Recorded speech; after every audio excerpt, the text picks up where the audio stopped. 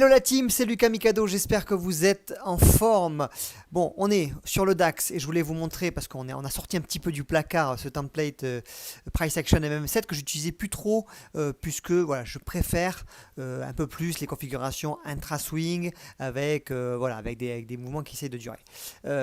Là, on constate que c'est compliqué en ce moment. Les flux sont assez violents, il y a beaucoup de volatilité et finalement, on a du mal à avoir des flux continus. Ce que je me suis dit ce matin, je me suis dit, écoute, voilà, on va essayer de trader un petit peu autrement, de façon un petit peu plus agressive, en repérant bien des zones et dès qu'il y a des réactions dans ces zones-là, eh ben, on va pouvoir lancer ce template-là. Qu'est-ce qui s'est passé ici? Si on dézoome tranquillement, regardez, il y a beaucoup de lignes, là ça vous perturbe un peu. Attendez, on va enlever ça, regardez. On va éclaircir tout ça et on va enlever Ariazone. On voit que ici sans Ariazone on a un petit peu perdu et regardez ici il y a une zone, une double zone, une zone weekly suivie d'une zone monthly. Vous savez c'est les deux zones les plus fortes qui peuvent être détectées par Ariascan. Qu'est-ce qui s'est passé aujourd'hui? Tout simplement si on se met en M15, on a vu que regardez le prix dès qu'il est arrivé dans cette zone-là, alors tout à l'heure il y avait une zone H4 qui a été déplacée puisqu'elle a été cassée, et ben il y avait des réactions systématiquement et où les vendeurs étaient présents une fois, deux fois, trois fois, quatre fois, cinq fois.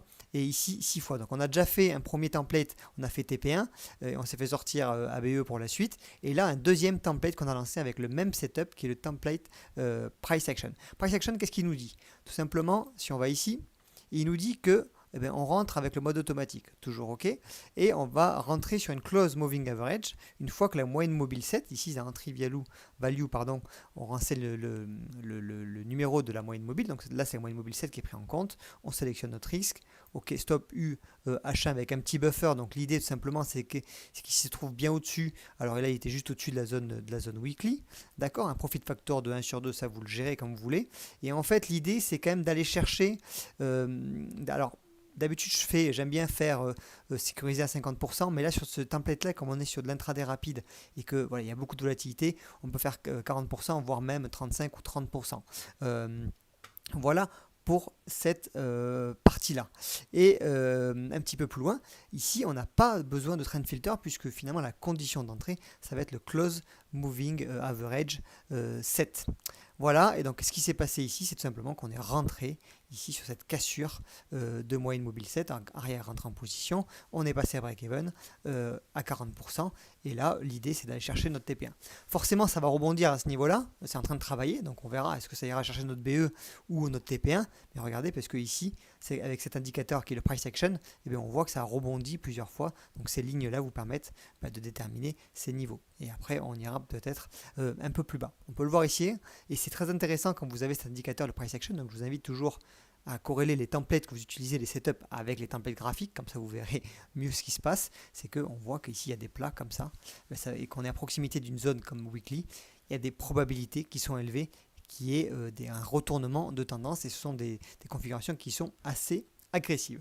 Voilà un petit peu comment j'utilise ce template là. Il peut être très intéressant à utiliser dans des moments où vous avez du mal à voir la tendance, des tendances un petit peu qui se prolongent, des tendances intraday. Donc là, à ce moment-là, vous repérez des zones sur des unités de temps qui sont plus courtes, M5, M15. Je n'irai pas tellement plus loin, parce qu'après M30, le temps de la clôture de la bougie, vous allez peut-être pouvoir louper le mouvement. Et après, voilà, sécuriser assez vite le trade. Et vous voyez, donc on verra. Donc là, ça rebondit bien. C'est logique, il y a une zone ici. On verra ce que ça donne. Allez, voilà, c'était Lucas Mikado. Et n'hésitez pas à m'envoyer des messages par Messenger. Je vous partage ces templates, je vous les envoie par Messenger, par mail, tout ce que vous voulez, et on avance ensemble. Allez, ciao.